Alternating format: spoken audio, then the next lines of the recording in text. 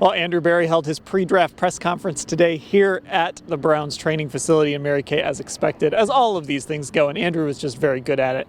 He didn't say much of anything, but there were a couple things to kind of pick out, and the first thing, of course, he was asked about the Baker Mayfield situation. Yeah, he was pretty vague about his plans for Baker Mayfield in terms of when he thinks he might get traded or whether or not he's fielded offers for him. But I did have a chance to ask him, what about Baker Mayfield, saying that he was disrespected by the club? And he was pretty adamant about the fact that they were very transparent with his representation. They don't feel that they steered him in the wrong direction. Now, of course, the other thing, and this is something everyone's watching as we go into the draft process, is the idea of maybe trading up. And you brought up the idea of maybe trading up into the first round. So Andrew kind of poured water on that, said it's unlikely. Do you believe him?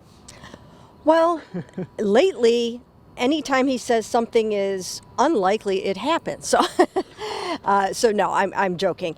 I really don't think they will climb all the way back up into the first round. I think that would be cost prohibitive. I don't think they'll be able to do it. They'd have to start from back at number 44. You'd have to give something up from next season, and they already are without first round picks in each of the next 3 drafts. So I doubt it will happen, but once again, he is aggressive and he's open to anything. So if somebody starts to trickle down into the very end of the first round, you just never know.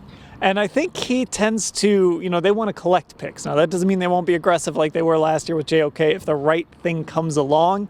But again, I think they tend to try to collect draft picks. And lastly, another thing people are watching is what the Browns will do at receiver if that's what they're going to lock themselves into at number 44. But as expected, Andrew's not going to be locked into anything here.